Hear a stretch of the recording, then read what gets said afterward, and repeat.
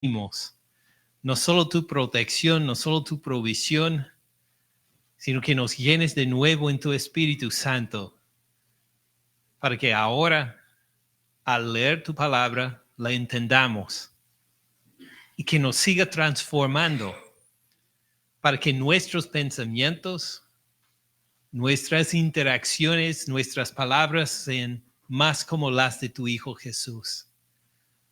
Porque no hay nadie como Él. El del corazón manso y humilde, el reflejo perfecto de tu corazón, Padre. Pedimos, Padre, que nos conformes para que nuestros corazones sean como el corazón de Él.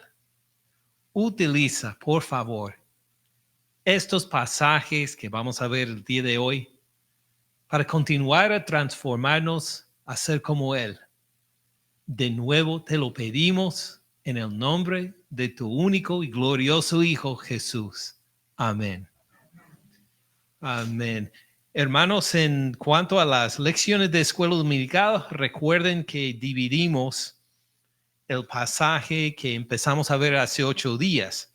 Éxodo capítulo 35, todo el capítulo 35, y entrando en 36, versículos 1 a 7, esta lección dividimos en 2, porque simplemente había mucha información ahí para intentar cubrir en 2 domingos.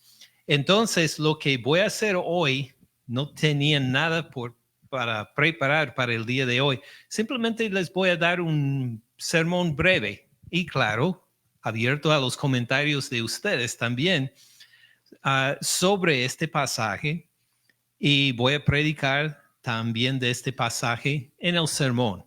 Lo que queremos ver ahora, queremos empezar en Éxodo 36, versículo 3, donde describe la pasión con que dieron las ofrendas y su resultado. Éxodo 36, versículo 3 dice: tomaron de delante de Moisés toda la ofrenda que los hijos de Israel habían traído para la obra del servicio del santuario a fin de hacerla. Entonces han reunido a todos los artesanos, todos los que tenían sabiduría para manejar las cosas materiales, los reunieron y les dieron la ofrenda que habían recibido de los hijos de Israel para que empezaran a trabajar. Pero dice el pueblo al final del versículo 3, ellos seguían trayéndole ofrenda voluntaria cada mañana. Entonces, mientras estos señores trabajaban con los metales, con las telas, con todo lo que y se iban a formar para el tabernáculo, la gente continuaba a presentarse delante de ellos a decir, pues, disculpen, por favor. Si necesitan más oro, pues tomen esto. Si necesitan más pelo de cabra, tomen esto, por favor. Y todas las mañanas la gente seguía apareciendo en el lugar de construcción, dando y ofrendando más materiales. Tanto, versículo 4, que vinieron todos los maestros que hacían toda la obra del santuario, cada uno de la obra que hacía, y hablaron a Moisés. Entonces los que trabajaron en los metales, en las telas, en los vestimentos de los sacerdotes, todos los que trabajaban en cada sección, en cada departamento de esta gran obra de construcción, todos llegaron a Moisés, versículo 5, y hablaron a Moisés diciendo: el pueblo trae mucho más de lo que se necesita para la obra que Jehová ha mandado que se haga. Entonces no había ningún departamento con una falta. Llegaron todos los trabajadores a decir que ya tenemos pues suficiente y más para esta obra. Por favor, dile a la gente que dejen de traer ofrenda. Y esto es, claro, uno de los ejemplos más destacados en toda la Biblia de una ofrenda exitosa. Y pues hasta si quiere preguntarle a la gente si han leído la Biblia, pues ¿dónde en la Biblia hay una ofrenda exitosa. La gente probablemente va a llegar a este párrafo para decir, sí, cuando recibieron la ofrenda para el tabernáculo y la gente trajo tantas cosas, tantos materiales que tuvieron que decirle que ya no ofrenden más. Es uno de los ejemplos más destacados de una ofrenda exitosa en toda la Biblia, pero no es el único ejemplo. Hay más ejemplos de ofrendas exitosas, vamos a decir, o bendecidas o abundantes en la Biblia. Y vamos a ver solo un ejemplo más entre ellos. Vamos por eso al Nuevo Testamento, a Romanos 15. Romanos capítulo 15. Para ver otro ejemplo de una ofrenda que llegó a ser exitosa, pero lo vamos a ver en el momento en que se está promocionando. Romanos 15, versículo 25, nos describe en pocos versículos el propósito de esta ofrenda que vamos a examinar. Romanos 15, 25. Todos lo encontraron. Aquí describe la situación, el motivo de la ofrenda. Mas ahora voy, dice el apóstol Pablo a los romanos, cuando habla de su deseo de visitar a los romanos para compartirles el evangelio, dice que no puede ir directamente a Roma ahora mismo. Dice, mas ahora voy a Jerusalén. Va a la dirección opuesta. Voy a Jerusalén para ministrar a los santos. Ahora, ¿quiénes son los santos?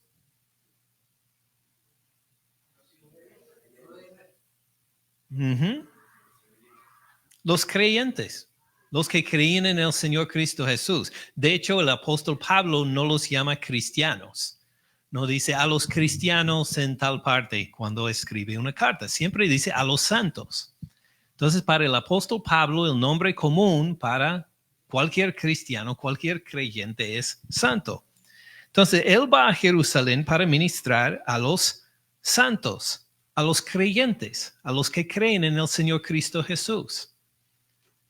Porque Macedonia y Acaya, dos regiones en lo que es el mundo griego en este entonces, porque Macedonia y Acaya tuvieron a bien hacer una ofrenda para los pobres que hay entre los santos que están en Jerusalén. Entonces hay creyentes en Jerusalén, hermanos en Cristo Jesús, que son pobres. Y en esa época parece que Jerusalén pasó por una sequía, un tiempo de falta de comida. Entonces los de Macedonia y Acaya, que vivían en otra parte del mundo mediterráneo, que tenían suficiente de comida, pues les pareció bien levantar esta ofrenda para dárselo a los pobres en Jerusalén. Porque Macedonia y Acaya tuvieron a bien hacer una ofrenda para los pobres que hay entre los santos que están en Jerusalén, pues les pareció bueno, y son deudores a ellos. ¿En qué sentido son los griegos deudores a los santos pobres de Jerusalén? Pues que no los ha bendecido y pues como Dios los ha bendecido en abundancia, pues ellos quieren ayudar a los santos que son ese pobres. Sí, sí. Pero ¿por qué Pablo los describe como deudores? Sí. El evangelio salió de Jerusalén. El evangelio salió de la fe judía. Y estos griegos no eran judíos. Muchos de ellos no eran judíos. Estos, pues, tenían otras tradiciones, pero se convirtieron al cristianismo, se convirtieron a la fe en el Señor Cristo Jesús y en este sentido son deudores ahora. deudores a los de Jerusalén, con quienes empezaron la fe en el Señor. Les pareció bueno y son deudores a ellos, porque si los gentiles, hablando de los griegos, si los gentiles han sido hechos participantes de sus bienes espirituales. Entonces, ¿qué pasó? En Jerusalén tenían los bienes espirituales, el evangelio del Señor Cristo Jesús. Entonces, ¿qué hicieron los de Jerusalén? No dijeron, vamos a guardar esto como secreto. Nosotros tenemos el camino a Dios. Imagínense, qué maravilla. Vamos a encerrarnos y solo hablar entre nosotros del evangelio del Señor Cristo Jesús. Los de Jerusalén no tomaron este camino, sino que dijeron que lo anunciemos a todos, hasta los gentiles. Hasta los gentiles en Macedonia, Acaya y en muchas otras partes, vamos a compartir esta riqueza espiritual que tenemos. Y ahora los gentiles dicen, somos deudores a ellos. Es por ellos y su afán por el anunciar el evangelio del Señor Cristo Jesús que nosotros somos salvos ahora. Pues entonces deben también ellos ministrarles de los materiales. Dicen, nosotros, los gentiles, tenemos alguna sabiduría espiritual que compartir con los de Jerusalén. No, en realidad lo que tenemos nosotros son vanas filosofías en comparación con el evangelio, pero sí tenemos algo que ellos necesitan ahora, los bienes materiales. Algo para sostenerlos físicamente mientras ellos nos han bendecido espiritualmente.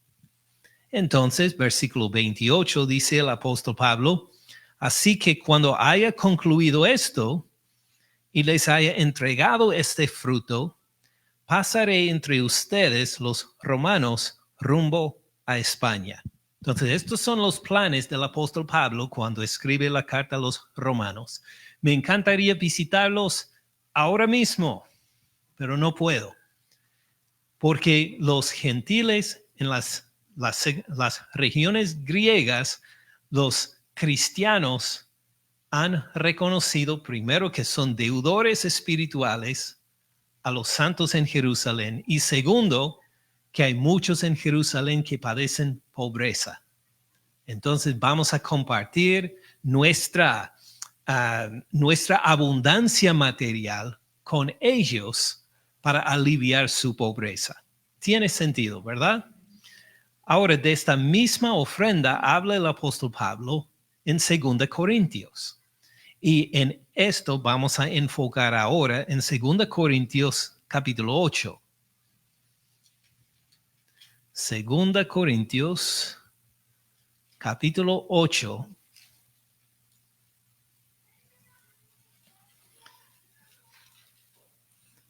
Para ver algunas cosas más de esta ofrenda. 2 Corintios 8, empecemos en versículo 1.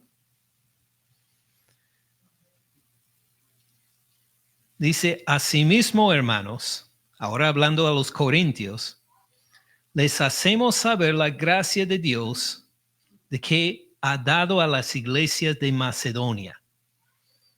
Ahora, antes de continuar, vamos a identificar estas iglesias. ¿Cuáles son las iglesias de Macedonia?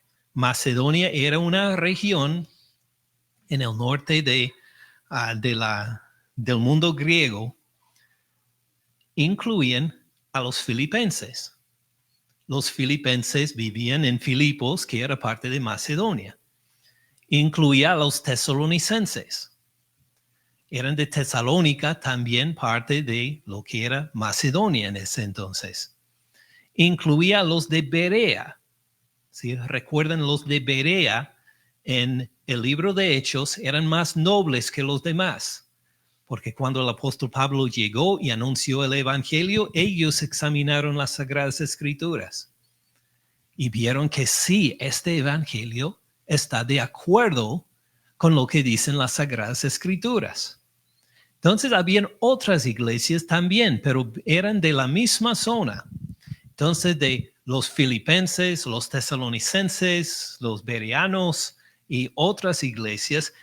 Entonces, Pablo dice que, hermanos, les queremos saber la gracia de Dios que se ha dado a las iglesias de Macedonia. La gracia de Dios que se ha dado a los filipenses, a los tesalonicenses, a los bereanos, a otros que conocemos de otras partes del Nuevo Testamento. Y ahora, ¿a quiénes está escribiendo? A los corintios. ¿Dónde está Corinto según las regiones del mundo griego en este entonces? En Acaya. Recuerden que el apóstol Pablo nos dijo en Romanos que esta ofrenda viene de las iglesias de Macedonia y de Acaya. Y los corintios son de Corinto, que es una de las regiones de Acaya. Entonces, Pablo está hablando ahora de estos dos grupos que están en el mundo griego donde se van levantando esta ofrenda. Y al hablar de la ofrenda, dice que les hacemos saber la gracia de Dios que se ha dado a las iglesias. Es decir, se ha puesto en evidencia la gracia de Dios en esta recolecta. Versículo 2. ¿Cómo es esta gracia de Dios? Que en grande prosperidad, ¿en grande qué? Prueba de tribulación. Estas iglesias pasan por tribulación. Eran iglesias donde sufrían la persecución por la fe, donde posiblemente las personas perdían sus trabajos por identificarse como cristianos. Estaban padeciendo persecución y tribulación. ¿Recuerdan lo que significa tribulación? Es como exprimir las uvas para sacar el jugo. No era algo de, me fue mal la semana pasada, sino que no sé cómo vamos a seguir adelante. Esta es la tribulación. No sabemos cómo vamos a sobrevivir esta tribulación. En grande prueba de tribulación, la abundancia ¿de qué? De su gozo. En esta tribulación, ¿cómo están reaccionando? Con gozo. Están sufriendo persecución y su reacción es gozo. ¿Gozo por la tribulación? No, sino por gozo en el Señor que ha vencido toda tribulación. Con una seguridad en el Señor. Aunque la tribulación era fuerte, no perdieron su gozo en el Señor. Esto sí es maravilloso y algo que, claro, es de la gracia de Dios, como nos dice el versículo 1. ¿Cómo será posible que uno tenga gozo en medio de grande prueba de tribulación? Solo por la gracia de Dios. Y esto está comunicando el apóstol Pablo a los corintios. Mira las iglesias de Macedonia. Están pasando por grande prueba de tribulación y tienen abundancia. No abundancia de dolor, no abundancia de lágrimas, abundancia de gozo. Esta es una evidencia de la gracia de Dios entre ellos. La abundancia de gozo y su profunda ¿qué? Profunda pobreza. Tienen escasez. Tienen una escasez económica. ¿Y cómo están respondiendo? Con gozo en esta grande prueba de tribulación, en esta no solo pobreza, sino profunda pobreza.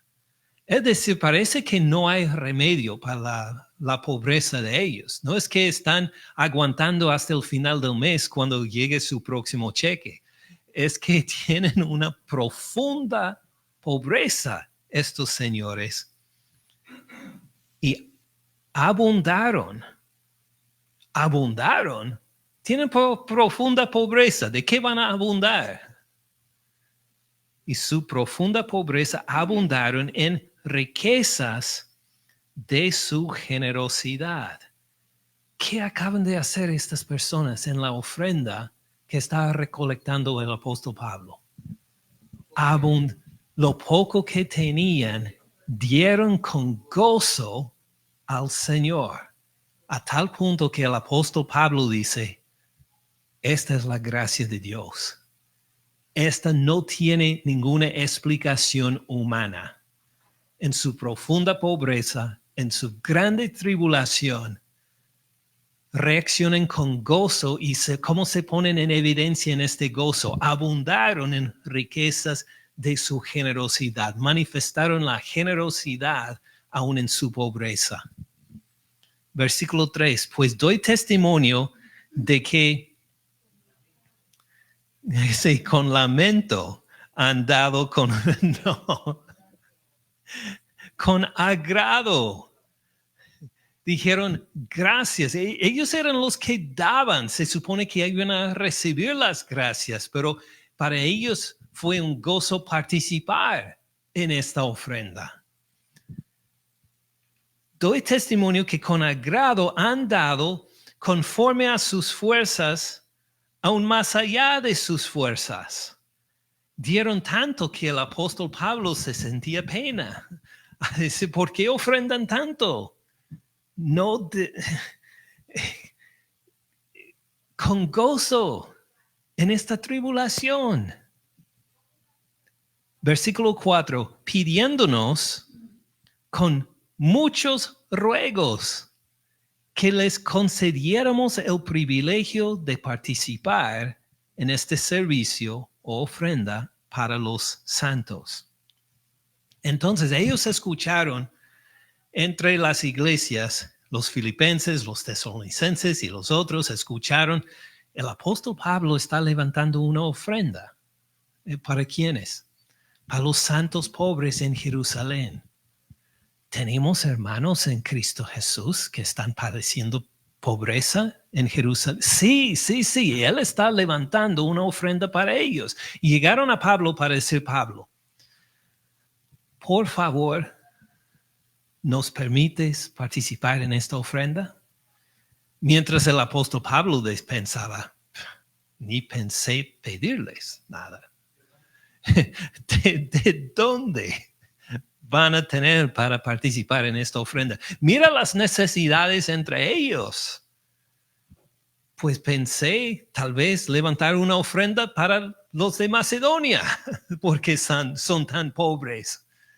Ellos necesitan la ayuda, tanto como los santos en Jerusalén, tal vez. Ellos dijeron, no. Queremos participar, por favor. Me hace recordar lo que contó un pastor hace muchos años, que en la iglesia de él, cuando era niño, levantaron una ofrenda para una familia pobre de la iglesia y anunciaron a todos, en 8 días vamos a tener una recolecta, o en 15 días vamos a tener una recolecta para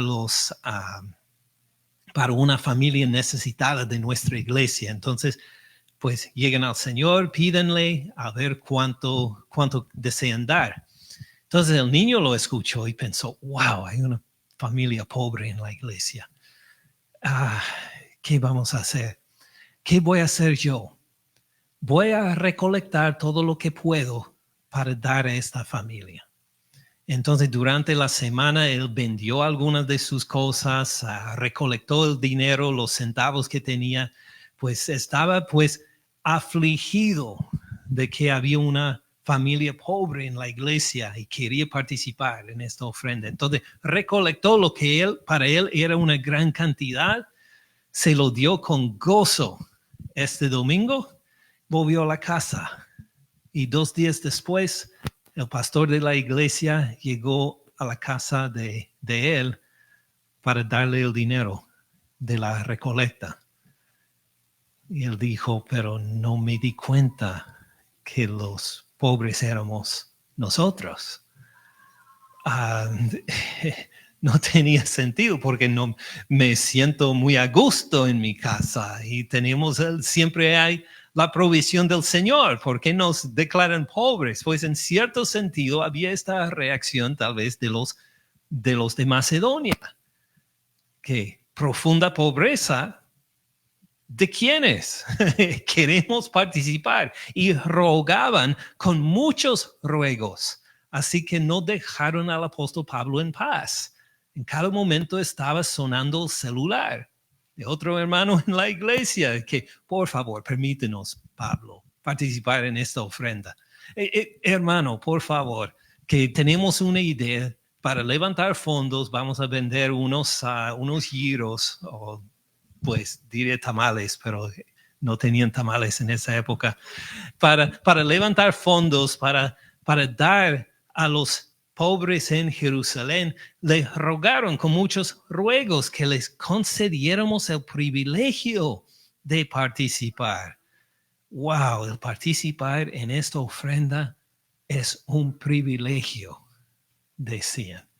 Por favor, Pablo, permítenos ser como nuestros hermanos en las otras regiones. Permítenos dar esta ofrenda. Versículo 5. Y no como lo esperábamos. Es decir, el apóstol Pablo dijo, sí, ustedes pueden participar.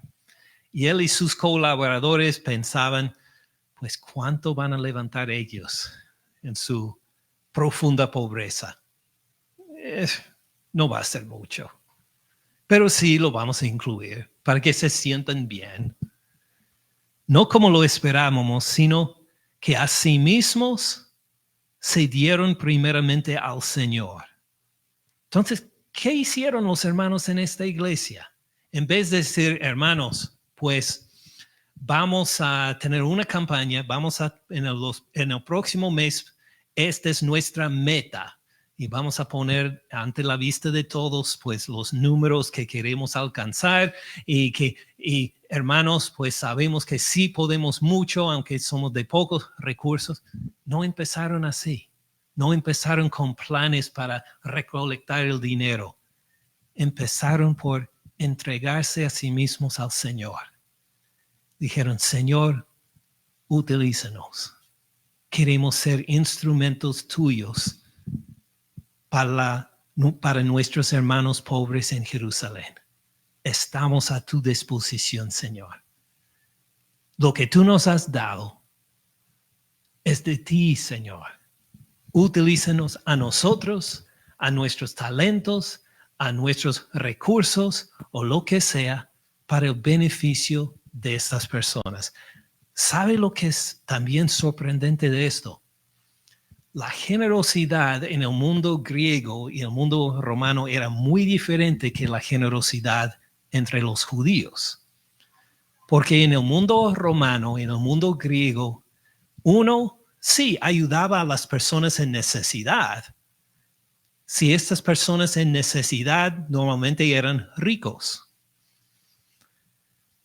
Si un rico pues se le perdió su dinero, o pasaba por una época difícil, o se le tumbó un negocio y estaba en necesidad, uno querría ayudarles a ellos. ¿Por qué?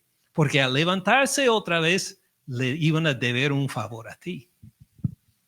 Entonces, pues sí había generosidad en el mundo romano y el mundo griego, pero era con la idea de en algún día vamos a reclamar, vamos a recibir del beneficio que te hemos dado a ti. Pero a un pobre común y corriente, un homeless en la calle, ¿por qué quiere ayudar a esta clase de personas? Ellos no le van a servir de ayuda en ningún momento. Pues, y así era la generosidad según los griegos y los romanos. Pero para los judíos, demostraban la generosidad de acuerdo con la ley a los más necesitados, a los extranjeros, a las viudas, a los huérfanos, los que no tenían una posición estable en la sociedad. Estas personas sí recibían ayuda, la generosidad de los demás. Además, los propios familiares. si pasaron por una situación en que tenían que vender su casa o sus tierras, un familiar iba a rescatarlo de esta situación y comprar la casa y la tierra para que se mantuviera en la familia. Entonces, estos de Macedonia se están portando más como judíos que como griegos. Es decir, el evangelio les ha afectado tanto que ya miran mucho más allá del estándar de la generosidad de su propia cultura. Dicen que en nuestras familias, nuestras culturas, nuestra generosidad llega hasta tal punto. Pero ahora por el evangelio, nosotros vamos a recibir otro estándar de generosidad. Vamos a dar a judíos pobres que viven en otro país lejano de nosotros, aunque nunca los hemos conocido cara a cara, aunque no sabemos por qué han entrado en la pobreza. Solo sabemos que son hermanos santos, hermanos nuestros en Cristo Jesús, y aunque son de otra raza, aunque son de otra región, de otra cultura, nosotros les vamos a ayudar. Esto pues es otra evidencia de la gracia de Dios. Cuando los de una cultura pueden mirar más allá de los límites o de las expectativas de la cultura para superar en generosidad de acuerdo con el ejemplo del Señor Cristo Jesús, como vamos a ver en unos minutos. ¿Tiene sentido hasta ahora? Entonces Pablo está fascinado con esta evidencia de la gracia de Dios en las iglesias de Macedonia y los va contando a los hermanos de una iglesia en Acaya. Fíjense cómo el Señor ha manifestado su gracia en esta iglesia. Sino que asimismo se dieron primeramente al Señor y luego a nosotros. Es decir, dijeron que vamos a dar a Pablo y a sus colaboradores. Confiamos en ellos. Ellos llegaron a nosotros primero por el evangelio, entonces vamos a confiarles que van a tomar esta cantidad de nuestra generosidad para llevarla a los hermanos en Jerusalén. Luego a nosotros por la voluntad de Dios, diciendo, Señor, que esto sea de acuerdo con tu voluntad. De manera que exhortamos a Tito para que tal como comenzó antes, asimismo acabe también entre ustedes esta obra de gracia. Ahora, ¿qué pasó en versículo 6? Ahora, al dar el testimonio de la gracia de Dios entre los de Macedonia, ahora quiere hablar en particular de los corintios. Y dice a los corintios, voy a enviar uno de mis colaboradores a ti. Voy a enviarte Tito. Tito, que ya ha pasado entre ustedes, que ustedes conocen. Exhortamos a Tito para que tal como comenzó antes, ¿qué pasó? Los de la iglesia de Corinto escucharon también de esta ofrenda. Pero luego, pasando el tiempo, la dejaron de lado. Ya no participaban. Y pues comenzaron bien, con grandes ideas, pero no la completaron. Y pues otra cosa que debemos tener en cuenta, como eran las iglesias de Macedonia, de profunda pobreza. Pero la iglesia de los Corintios era una congregación bastante rica. En esa época, Corinto era una de las ciudades principales del mundo del Imperio Romano. Piensa en una comparación, vamos a decir, algunos de ustedes han estado en West Virginia, en Estados Unidos. ¿Cuántos de ustedes han estado o han paseado en West Virginia? ¿Qué hizo en West Virginia? Era para pasar rápidamente por medio de este estado. Así he hecho también, principalmente, unas visitas allá. ¿Por qué la gente típicamente no va a West Virginia? Si dice que, he visitado muchas partes de Estados Unidos, he visto, ¿qué me dicen? ¿Cuáles son las ciudades más importantes que has visitado? Florida, Miami, Orlando, Nueva York, claro, Nueva Jersey. ¿Y por qué nadie dice West Virginia? Sí, es bonito. Uh-huh. Y está en profunda pobreza también. Es una de las regiones más pobres de todos los Estados Unidos. Y sí, hay lugares allá que no tienen internet. Y uno diría, no es posible. Es verdad. Hay lugares allá que no tienen internet todavía. Sí, por eso perdieron señal cuando manejaba por las carreteras principales allá. Es una zona muy pobre. Ahora piensa en Macedonia como las iglesias de West Virginia.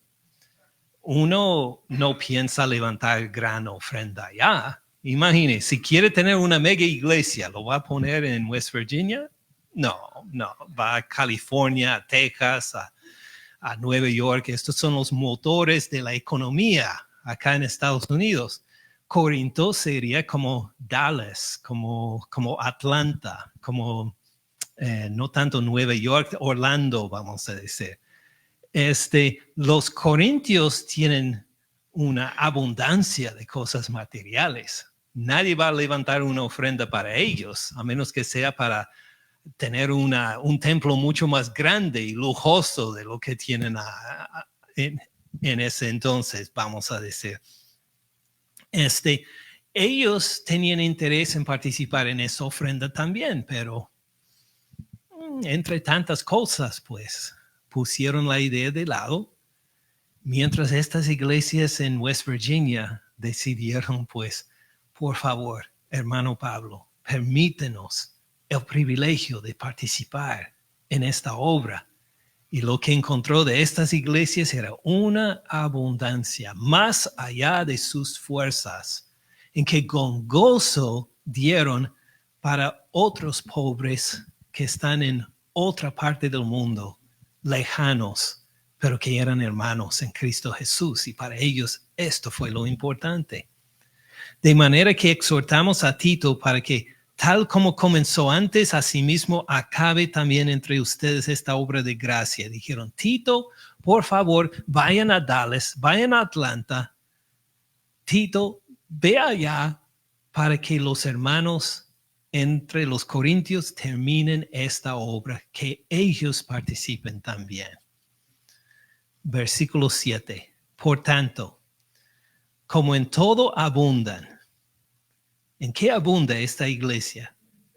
En fe, en palabra, en ciencia, en toda solicitud y en su amor para con nosotros, abunden también en esta gracia.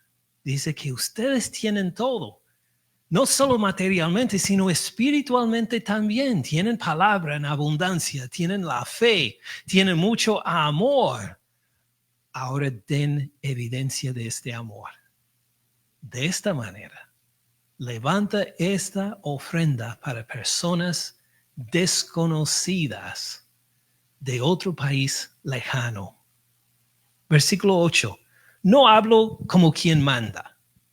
Es decir, el apóstol Pablo dice, claro, soy apóstol, pero no voy a llegar entre ustedes para decir como apóstol, mando. Den esta cantidad de dinero. Tenía la autoridad, se imagina que lo podría haber hecho, pero no lo va a hacer de esta forma, sino para poner a prueba, por medio de la diligencia de otros, también la sinceridad del amor suyo. Para decir, ustedes tienen amor por los hermanos, ¿verdad? Por los hermanos en necesidad. Mire cómo se ha levantado esta ofrenda entre los más pobres de esa región. Ahora, denos una muestra del amor suyo. Versículo 9, ahora habla de otro ejemplo. Porque ya conocen la gracia de nuestro Señor Jesucristo, que por amor a ustedes, a vosotros, a ustedes, a los corintios. Jesucristo amó a los corintios. Impresionante, porque pensamos que, claro, Cristo Jesús amó a los judíos, amó a los que vivían en la tierra de Israel, amó a los discípulos, amó, dice a los corintios, Él amó a ustedes, gentiles. Gente a quienes él nunca conoció cara a cara. Jesús nunca estuvo en Corinto. Una persona que ni te vio, una persona que ni les vio, los amó. ¿Y qué hizo? Se hizo pobre, siendo rico. Jesucristo se empobreció para los corintios. ¿Cómo se empobreció el Señor Cristo Jesús para los corintios?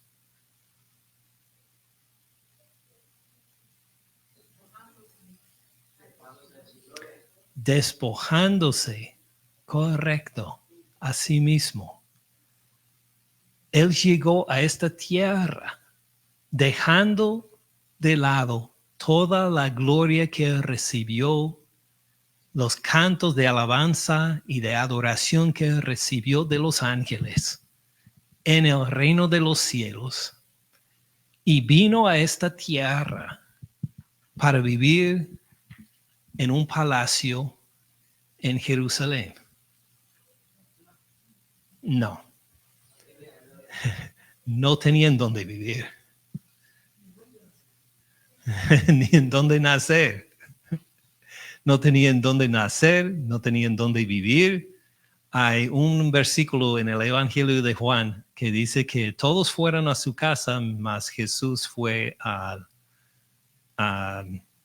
cerro o al campo, porque él no tenía casa. Hasta cuando necesitaba transporte, y no hubo Uber en ese entonces. Un burrito, un pollino de hijo de asno, pues prestado. No lo compró, no lo rentó, sino que le fue prestado, llevado por los discípulos a él. Pues él se hizo pobre, siendo rico. Era el Señor de toda la creación. Para que ustedes, los corintios, con su pobreza, por la pobreza de Jesús, claro que vamos a mencionar su muerte en la cruz como criminal, como si fuera criminal, su resurrección con una tumba prestada. Ustedes que con su pobreza fueron enriquecidos. ¿En qué más se mide la riqueza de los corintios? En sus ingresos anuales, en las casas lindas que tenían. No, sino en su fe, la palabra, la ciencia, toda solicitud y su amor los unos por los otros. Estas eran sus riquezas verdaderas, lo que mencionó en el versículo 7. Abundaron en esto. Estas eran sus verdaderas riquezas, más importantes que las materiales que tenían. Y pues en esto han sido enriquecidos porque Cristo Jesús se hizo pobre. Entonces, que ellos levanten esta ofrenda para las cosas, para las necesidades materiales de estos pobres en Jerusalén. ¿Ven la conexión? Muy bien. Y versículo 10. En esto doy mi consejo. Otra vez, Él no lo va a mandar, no lo va a exigir. Porque esto les conviene a ustedes que comenzaron antes. No solo a hacerlo, sino también a quererlo desde el año pasado. Tienen todo un año con este deseo, con este plan que no han cumplido. Ahora pues lleven también a cabo el hacerlo, para que como estuvieron prontos a querer, así también lo estén en cumplir conforme a lo que tengan. Porque si primero hay la voluntad dispuesta, será acepta según lo que uno tiene, no según lo que no tiene. Porque no digo esto para que haya para otros holgura y para ustedes estrechez, sino para que en este tiempo con igualdad la abundancia suya supla la escasez de ellos, para que también la abundancia de ellos supla la necesidad suya, para que haya igualdad. Dice el apóstol Pablo, no los voy a exigir, no les voy a poner cuotas, no voy a decir que esperamos que lleguen a tal cantidad de la ofrenda, sino que dice que, pues, que haya igualdad. Ustedes abundan en las cosas materiales, ayudan a los que tienen estrechez, para que ellos, con la abundancia de ellos, la abundancia espiritual, les pueden suplir lo que falta entre ustedes. Y hay igualdad entre todos los hermanos. Como está escrito, el que recogió mucho, no tuvo más. Y el que poco, no tuvo menos. ¿Dónde vimos este versículo antes? En el libro de Éxodo. ¿En qué evento? ¿En qué milagro? ¿En qué provisión milagrosa? El maná, exactamente, el maná. Que iban a recoger maná. Y pues uno recogía mucho. Y lo que tenía de extra le daba a alguien que tenía menos, que solo por vejez o lo que sea, que solo pudo recoger un poquito, no se quedó con solo poco comida, sino que todos cuidaban entre ellos para asegurar que todos tuvieran lo suficiente. Esto es lo que pide el apóstol Pablo, que en la iglesia de los Corintios, que pues demuestran este amor en la ofrenda, reconociendo que sus hermanos por la fe en Jerusalén estén en necesidad, que pueden dar liberalmente mucho más allá de lo que se esperan de su cultura y su formación, como ellos mismos querían hacer, que ahora cumplen la obra. Y esto llega a ser otra ofrenda exitosa, de parte del proceso de esta ofrenda exitosa, según el libro de Hechos. ¿Preguntas o más observaciones? Pues vamos a cerrar en oración entonces, pidiendo Padre Celestial simplemente que examinas nuestros corazones para que cambies cualquier límite injusto, cualquier límite cultural o expectativa inadecuada que ponemos a nuestra propia generosidad. Lo que sea la situación en que encontramos, si sea la generosidad para algunos familiares en necesidad o por nuestros hermanos de nuestra iglesia o por hermanos de otras iglesias o por personas en nuestros países de origen. Por favor, Padre Celestial, si ponemos algún límite a nuestra generosidad, un límite indebido, pedimos, Padre, que por tu gracia nos des este gozo de poder ofrendar hasta en abundancia para que haya igualdad, para que haya suficiente para las personas que están en necesidad, a quienes conocemos.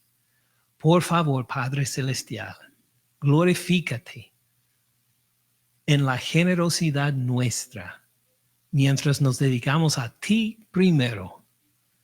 Por favor, Padre, ayúdanos a dar gozosamente a los que están en verdadera necesidad, para que recibas tú toda la honra y la gloria.